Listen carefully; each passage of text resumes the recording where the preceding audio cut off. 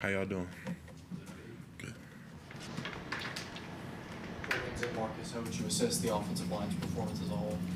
I think we've seen much improvement from last year, 100%. I think we're starting to really be on the same page play after play. I think right now we're just trying to build on what we've done so far, build consistency, and I think our confidence will follow with that consistency. Talk about the cohesion off the field, how it was going to pay dividends. Just how is that sort of bonding the offseason translated on the field? I think just being able to trust the dude next to you, especially I can just speak for me personally, knowing how Tristan's going to play, knowing what he's thinking play after play, especially Ryan. You know, Ryan's the point guard of our offensive line, and just kind of having an idea of what he's thinking before he even, directs us or where we're going. Kind of helps me, helps Tris, helps all of us communicate and be on the same page play after play. I think Ryan's done a good job at that, and I think it's shown with us. We've been targeted correctly so far this year, and I hope we can continue to build on that and just build consistency in that area. I guess what did it mean to you guys? Obviously, it's a negative to give up the first sack of the season that was on the OL, but the fact that it took that many games for that to happen, I mean, is there kind of a pride that you guys have in that? I mean, yeah, we're definitely taking pride of not, we don't want to give up no sacks if we could. Obviously, that happens with the game, but we are trying to take that with some pride. We practice really hard with protections and identifications and stuff like that. So, just continue to build on that, and hopefully, we don't give another one for a very long time as well. But I think even with that, I think that gets built with consistency. Taking practice very seriously. I think that's the most important thing for right now is attacking practice very hard and getting better week after week. I think Sweetie said Stanford ran a stunt and it kind of worked, and stuff you guys will probably see again. I guess what happened on that sack that you guys gave up on Saturday? Yeah, so they brought a three-man twist and they stunted the two dudes to the right, they stunted left from their way and stunted right from our perspective, and then they brought the linebacker all the way around. And that just, kind of shifts us one way, and we have to pass two people off. So the right guard would have to trap back to the center. Center would have to trap back to me. Then I would have to pick up the looper. So we just have to do a better job of that, and that just comes out in practice, and that's what happened on that play. When you guys went to the sidelines after the sack, was it kind of, I guess, what was the attitude, mentality after that? What did Coach Luke say? How did you guys kind of respond after that? I think for us, it's just that we have the next play mentality. We have good leadership on our team. I think a lot of us, we heard that it happened, but we still had more plays to play in that game. That the game didn't end there for us, so we were just more concerned about moving on to the next drive and getting ready for that next drive. You talked to some of the other players about having that on sideline technology replay. How much does it help for offensive line, just in terms of seeing what types of stunts they're doing? The instant feedback helps us tremendously, especially with Coach Luke. Just be able to give us feedback on what we could do better, play after play. Especially once we get off the field, it's instant feedback. He doesn't have to wait, and I think it helps him communicate what he wants us to do better. So all the five of us on the line and him are on the same page, and we can move forward on from there.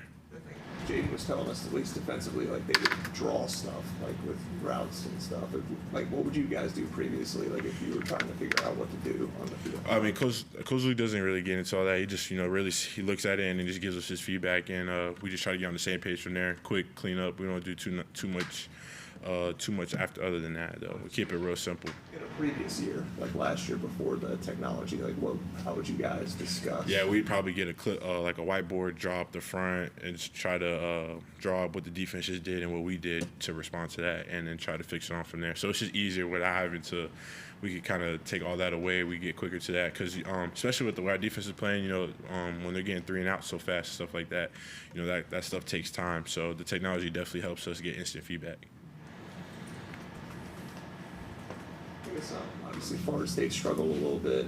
Coach Sweeney pointed to the two big defensive tackles they had and said those are kind of NFL dudes. Does that kind of help you guys prepare, knowing that these are two really legit guys? Well, I think for us, period, we don't prepare for an opponent. We have a standard, and we're just trying to meet that every week. And I think what's important for us as an offensive line and as a team is just to build consistency no matter who we're playing. We want to be dominant, but Florida State, regardless of what it is, they have a very talented roster, and you shouldn't take a team like that lightly ever, especially with the type of guys that they have and what they're capable of doing. So we're having a very intense focus week. Trying to make sure that we game plan correctly, that we identify personnel correctly, and we practice hard so we can dominate once we come Saturday. This game was circled in the media, at least because it was going to be the DJU reunion. What's it like to have a former teammate on the other side? Obviously, he broke his hand, he won't be playing. But just him and what he meant to this program, and to still have those relationships and those friendships, and to be able to root for somebody personally, despite whatever team they're on. Yeah, I know it's kind of crazy, considering I got to play 2 years with him. He's one of the best teammates I ever had. He's such a good dude, and I wish nothing but the best for him. I'm kind of fortunate that we don't get to play with him. I think he would have probably loved to compete against us as well, as much as we would like to get a compete against him. But being able to meet with him after the game will be pretty cool, just catch up with him and see how he's doing. I look forward to things like that. And I think it's a blessing for everybody that I had a relationship with him, to see him again and, see where he's at in his career so far. What's it like to have Cade be the threat that he is right now with his legs? Just how does that change things for you guys as an offensive line, and how has it been seeing teams have to account for it, like maybe they weren't last year, because he's shown how explosive he can be and what a threat he can be? I think it just helps our team tremendously, just because it's another threat that we have. He obviously has his arm that he can use. We have Phil, and then you add his legs. It's like watching the Ravens with Derrick Henry and Lamar Jackson. You got to worry about Lamar's arm, then you got to worry about his legs and Derrick Henry's running ability. So, just having that many threats on the field is huge for us, especially with the way our receivers and tight ends are playing right now.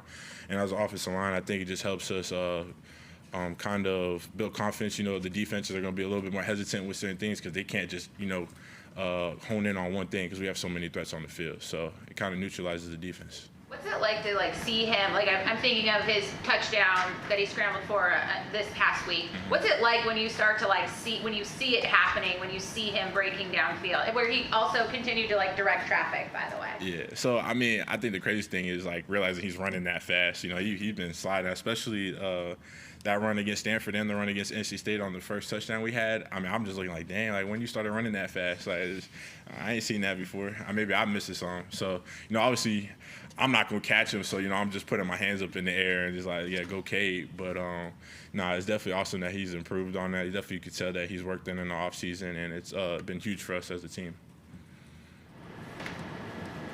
Any questions for Marcus over Zoom? Any additional questions from the room? I asked the other guys what their favorite Daboism was. Do you have one? Favorite Daboism? I would say...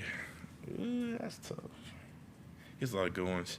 I would just say for me, how you do anything is how you do everything. How you do anything is how you do everything. I think that applies to everybody, no matter what you're doing. Excellence is a decision. He says that as well. So just, not just letting things happen, making things happen, and doing everything with the best to your ability. And good things should follow that. I think Coach Sweeney has a fastest big man award for the team. Mm-hmm. Have any of the linemen won the award so far this season? And if so, who's the fastest offensive lineman? Blake Miller just won it actually this past week. I'm not surprised. He's a fast guy. He's 6'7", got some long behind legs, and he can move. So I wasn't surprised by that. He shows that day in and day after practice, and then we were in summer workouts. He's a pretty fast dude. So I wasn't surprised by that. But yeah, Blake Miller. Were you close by Blake by any chance, or? I'm not sure. I didn't really see what I ran this past game the fastest, but I know Blake got up there in the 16, 17 miles per hour. So that's moving for a guy like his size. You know what I'm saying? Does that actually motivate you guys to try to run faster? Oh yeah, 100%. You definitely want to hear your name be called, talk about you one of the fastest dudes of the week, for sure. I know for me, being 320, that would be huge. Anything else, Marcus?